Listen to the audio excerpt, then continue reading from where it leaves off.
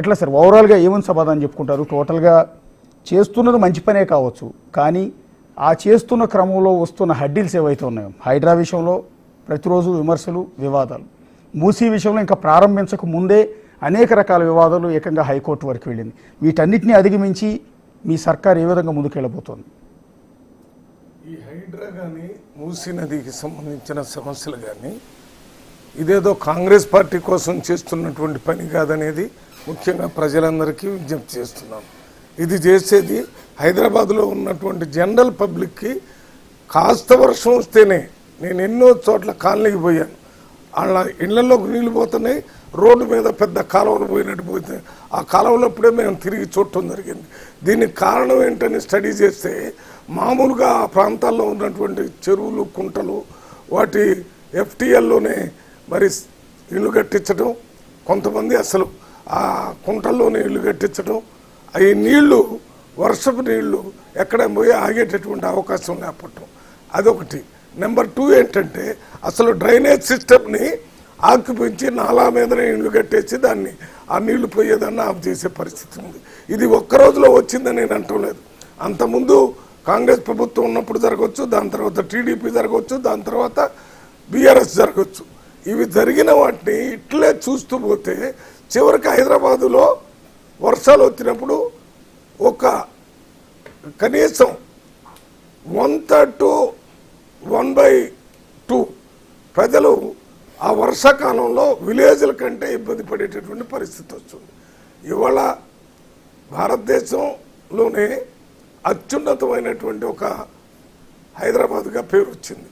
ఇక్కడ ఉన్నటువంటి అట్మాస్ఫియర్ కానివ్వండి, ఇక్కడ ఉన్నటువంటి కాస్మాపాలిటన్ లివింగ్ కానివ్వండి, ఇదొక మినీ ఇండియా లాగా ఉంది. ఇక్కడ అన్ని రాష్ట్రాల ప్రజలు ఉంటారు, అందరూ కలిసికట్టుగా ఉంటారు, హిందీ, తెలుగు అందరూ భాయిలా బతుకుతుంటారు. ఇటువంటి వాతావరణంలో మరి సరైన ఇన్ఫ్రాస్ట్రక్చర్ని ఏర్పాటు చేయాల్సిన అవసరం ఉందనే ఆలోచనతోనే హైడ్రాని రేవంత్ రెడ్డి గారు ఏర్పాటు చేశారు. మీ అందరికీ తెలుసు, మనం ఆ హైడ్రా తీసిన అన్ని మొదట్లో అందరూ కూడా దాన్ని ఆహ్వానించిన తర్వాత అక్కడక్కడ ఏదైనా కొన్ని పొరపాట్లు జరిగే అవకాశం ఉంది. ప్రజాస్వామ్య ప్రభుత్వం అయినా దాంట్లో కొన్ని పొరపాట్లు జరిగితే మీకు తెలుసు, అసలు ప్రజాస్వామ్య ప్రభుత్వం అంటే అసలు ఏమాత్రం తప్పు జరగకుండా చేసే ప్రభుత్వం కాదు.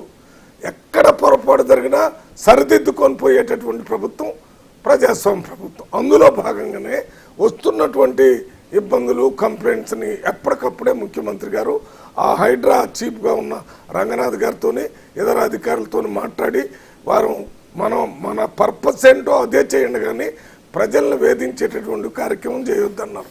వాళ్ళు చేస్తూ పోతున్నారు. అక్కడక్కడ మామూలు ప్రజలు కూడా చిన్న చిన్న ఇండ్లు వేసుకున్న వాళ్ళ ఇండ్లు ఆ నీళ్లకి అడ్డం వస్తుందని వాటిని కూడా తీసేయాల్సి వచ్చింది.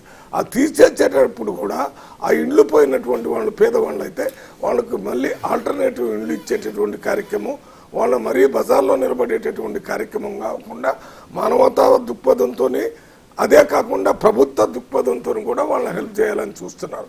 దాని తర్వాత మూసీ గురించి ఎంతో కాలంగా గత 10 సంవత్సరాల్లో కేసీఆర్ గారు మూసీ నదిని సుందరీకరిస్తాం, దాన్ని బాగు చేస్తాం, అక్కడంతా ఇది లేకుండా ఉంటారని చెప్పారు. ఇది కాకుండా నిజాం టైంలో పెద్ద వరదలు వచ్చినప్పుడు మొత్తం హైదరాబాద్కే చాలా నష్టం జరిగినప్పుడు ఇటువంటి నష్టం జరగకుండా ఏం చేయాలని అప్పుడు కమిటీని వేసి డ్రైనేజ్ సిస్టమ్ని ఏర్పాటు చేసి అప్పుడు చేశాడు. కానీ హైదరాబాదు విపరీతంగా పెరిగిపోయింది. ఈ మూసీ నదికి అటుపక్కన ఇటుపక్కన కూడా చాలా లోపల కూడా ఇండ్లు కట్టుకునేటటువంటి పరిస్థితి ఏర్పడింది. ఎవరో చూసినా తెలుస్తుంది. దాన్ని శుభ్రం చేయటం, మంచిగా పెట్టడం అనేది 2 రకాలు. ఒకటి, మొత్తం హైదరాబాద్లో మురికి కంపు కొడుకు పారేటటువంటి నీళ్లు ఆ మూసీ నదిలోనే ఉంది. దాని ద్వారా మలేరియా, దాని ద్వారా డెంగ్యూ, దాని ద్వారా కమ్యూనికబుల్ డిసీజెస్. ఎందుకంటే ఆ నీళ్లు కింద పోవటం, అక్కడి నుంచి బోర్లో మళ్ళీ నీళ్లు ఇళ్లలో వాడుకోవటం, దాని ద్వారా వచ్చేటటువంటి జబ్బులు. మామూలుగా అసలు ఇక్కడ ఎక్కడైనా దోమలు పెరగటానికి కావాల్సిన వాతావరణం ఎక్కడైనా ఉందంటే మూసీ నది మొత్తం అదే పరిస్థితి. సార్, అంటే మీరు చెప్పినదంతా కూడా కరెక్టే. ఓకే, ఇదంతా కూడా వెల్ ఎడ్యుకేటెడ్ వాళ్ళంతా కూడా అర్థం చేసుకోగలుగుతారు. ఓకే, ఇదంతా హైదరాబాద్ డెవలప్మెంట్లో భాగంగా ఇదంతా చేస్తున్నారు అనుకోవచ్చు. కానీ ఇప్పుడు నడుస్తున్నదంతా కూడా ఓట్ బ్యాంక్ పాలిటిక్స్ కదా. ఈ ఓట్ బ్యాంక్ పాలిటిక్స్లో భాగంగా మీరు ఇంతమందిని ఖాళీ చేస్తే మీరు చేస్తున్న సంస్కరణలన్నీ కూడా ప్రజలకు ఇబ్బందిగా మారితే రేపు ఓట్ల విషయంలో మీరు నష్టపోతారు కదా కాంగ్రెస్ పార్టీ. అసలు ఈ ప్రభుత్వం ప్రజలతో మాట్లాడి చేసేటటువంటి ప్రజాప్రభుత్వం అది. అసలు ముఖ్యమంత్రి దగ్గరికి ఎవరు పోని పరిస్థితి లేదు. మంత్రుల దగ్గర మాట్లాడుతున్నారు, మంత్రులను కలిసే అవకాశం కల్పించారు, హెల్ప్ డెస్కులు పెడతారని చెప్పారు. ఇవన్నీ జరుగుతున్నా అయినా ఎంతో కాలంగా అక్కడ చిన్న పెద్ద ఇళ్ళు కట్టుకొని ఉన్నటువంటి వాళ్ళ ఇళ్ళు తీస్తుంటే వాళ్ళు తప్పనిసరిగా వ్యతిరేకిస్తారు. మీరు చూశారు నిన్న మొన్న అక్కడ ఇళ్ళు నుంచి బయటికి అదేనండి, అదంతా రేపు పొద్దున ఓట్ల రూపంలో రిఫ్లెక్షన్ కనిపిస్తుంది కదా. Here me also. క్వశ్చన్స్ ఎక్కువ, ఆన్సర్ తక్కువ ఉంటే కష్టం, జనానికి తెలియాలి కదా. అక్కడ ఏమవుతుంది, అక్కడ మొన్న మున్సిపల్ అడ్మినిస్ట్రేషన్ ముఖ్య కార్యదర్శి ఆయన మన ఎవరైనా దానకిషోర్ గారు చెప్పారు, ఇక్కడ పేదవాళ్ళకి ఇల్లు పోయినటువంటి వాళ్ళని బజార్లో వదిలిపెట్టి మేము చేయటం లేదు, వాళ్ళ గౌరవంగా వాళ్ళతో మాట్లాడి వాళ్ళకి డబుల్ బెడ్రూమ్స్ ఏవైతే ఉన్నాయో వాటిని ఇంతకుముందు కట్టిన వాటిని వీళ్ళకి ఇచ్చి వాళ్ళు పంపిస్తాం. మరి కొంతమందికి ఇవ్వలేని పరిస్థితి ఉండవచ్చు, వాళ్ళకు కూడా ఏ రకంగా హెల్ప్ చేయాలో ప్రభుత్వం పనిచేస్తుంది అన్నారు. మొత్తం ప్రభుత్వ యంత్రాంగం అంతా అర్బన్ డెవలప్మెంట్కి సంబంధించిన యంత్రాంగము, దాంట్లో గ్రేటర్ హైదరాబాద్కు సంబంధించిన యంత్రాంగము, రెవెన్యూ యంత్రాంగం అందరూ ఇన్వాల్వ్ అయ్యి చేస్తున్నారు. రాజకీయంగా ప్రజలకు అర్థమయ్యేంత వరకు చెప్తున్నారు, చేస్తున్నారు. ఇది చేయకపోతే ఈ మూసి వల్ల మొత్తం హైదరాబాద్కే తీరం నష్టం జరిగే పరిస్థితి చూస్తున్నారు. ఆడ ఫోటోలు చూడండి ఏ రకంగా ఉన్నాం, లార్వా ఏ రకంగా ఊగుతున్నాయి, ఏ రకంగా ప్రజలకి నష్టం జరిగిద్దో అర్థమవుతుంది. దాన్ని చేయాల్సిన అవసరం ఉంది, చేస్తున్నారు, ఒప్పుకుంటాను నేను. పేదవాళ్ళ ఇండ్లు కానీ పేదవాళ్ళకి కానీ ఏమాత్రం నష్టం జరిగినా ఫస్ట్ ధర్నా చేసేవాడిని నేను, ఫస్ట్ నిలబడేవాడిని నేను.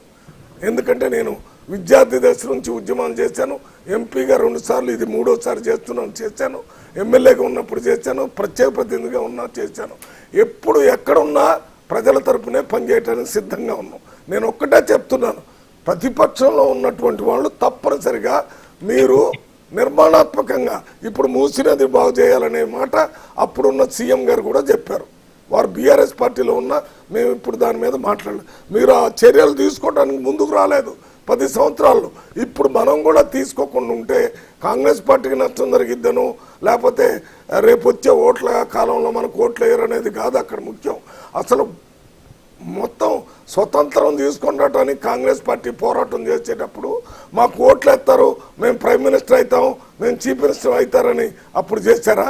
ప్రజల కోసం చేశారు. కాంగ్రెస్ పార్టీలో ఫండమెంటల్గా ఆలోచన ఏంటంటే మొత్తం పెద్ద ఎత్తున కోట్ల మంది ప్రజలకు నష్టం జరుగుతుంది, కళ్ళ ముందు జరిగే నష్టాన్ని నివారించాల్సిన అవసరం ఉంది అనే దాని మీదనే పనిచేస్తున్నారు.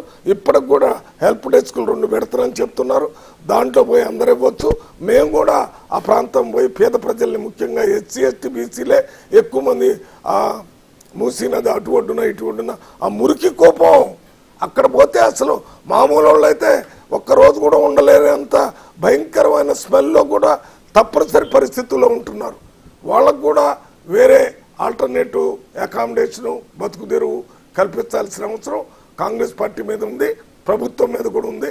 ముఖ్యమంత్రి గారు ఆ దిశలోనే చేయటానికి ఈ పని చేస్తున్నారు. కాబట్టి నా విజ్ఞప్తి బీఆర్ఎస్ పార్టీ నాయకులకి, దయచేసి ఏమి చేయాలో చెప్పండి, ఈ ప్రజలకు ఏమి చేయాలో చెప్పండి. అంతేగాని ఈ ప్రభుత్వం తప్పు చేస్తుందని వీళ్ళ మీద విమర్శలు చేస్తూ ఏమున్నా మీరు తెలంగాణ భవన్కు రండి, మేము అన్నీ సాల్వ్ చేస్తామంటే ఏ రకంగా సాల్వ్ చేస్తారో మీరు పేపర్ స్టేట్మెంట్ ఇవ్వండి, వాటన్నిటి మేము అమలు చేయటానికి చూస్తాం. మీరు ప్రతిపక్షంలో ఉన్న కాంగ్రెస్ పార్టీకి మీరు నిర్మాణాత్మక ప్రతిపక్షంగా ఏమైనా సలహాలు ఇవ్వండి. అంతేగాని వాళ్ళ ప్రతి పని హైడ్రా మీద అదేరా మాట్లాడుతున్నారు, మూసీ నది మీద అదే. మరి మీరు కూడా ఉన్నారు కదా 10 సంవత్సరాలు, ఎంతమంది బాధపడ్డారు, నీళ్లు ఇళ్లలోకి వచ్చి వాటి మీద పడ్డప్పుడు మీరు చేసినా మేము చేయాల్సిన పని ఉండేది. ఇది కాకుండా మీరు ఇంకో మాట చెప్పారు, ఆదివారం ఎందుకు ఇది చేశారని. ఆదివారం ఎందుకు చేస్తుంటారంటే మీ అందరూ చూడండి, ఎక్కువ మంది రాజకీయ నాయకుల్ని వేరే వాళ్ళని కూడా అరెస్ట్ చేసేటప్పుడు శనివారం అరెస్ట్ చేయటం, ఆదివారం జైలుకు పంపించే కార్యక్రమం జరుగుతుండేది. అట్లా ఈ ఆదివారం చేయటం వల్ల వాళ్ళు మళ్ళీ వెంటనే పోయి కోర్టుకు పోయి ఏదైనా ఇది ఏమన్నా చేస్తారేమో ఆర్డర్స్ అని ఉన్న ఆలోచనని దృష్టిలో పెట్టుకొని చేశారు. రంగనాథ్ గారు కానీ ఇంకోళ్ళు కానీ అటువంటి కార్యక్రమాలు చేస్తున్నారు. రంగనాథ్ గారిని ఇంకో ప్రశ్న వేశారు, మీరు కోర్టు ఆర్డర్ ఇచ్చి అది కోర్టులో పెండింగ్ ఉన్నదాన్ని మీరు ఎట్లా చేశారని. ఎక్కడో పొరపాటు జరిగి ఉండొచ్చు. రంగనాథ్ గారు ఏమన్నా దేవుడు కాదు కదా, ఇన్ని పనులు చేసేటప్పుడు ఆయన మీద తీవ్రమైన ఒత్తిడి ఉంటుంది. ఇటు పక్కన అటు పక్కన ప్రతిపక్షాల పక్కన అన్నీ ఉన్నప్పుడు కొన్ని ఒకటో రెండో పొరపాటు జరిగితే అటువంటి జరగకుండా చూసుకునేటటువంటి బాధ్యత ఆయన తీసుకోవాలా, ప్రభుత్వం తీసుకోవాలా. ఆయన తప్పొక్కటి చేస్తే ప్రభుత్వం మీద కూడా వస్తుంది కాబట్టి ముఖ్యమంత్రి గారు కూడా బాధ్యత తీసుకుంటాడు, మేమందరం కూడా బాధ్యత తీసుకోవాలని అనుకుంటున్నాం. దీంట్లో మీరు ఏం చేస్తున్నారు మీరు అని అడిగేటటువంటి ప్రశ్న కూడా వచ్చింది కోర్టులో.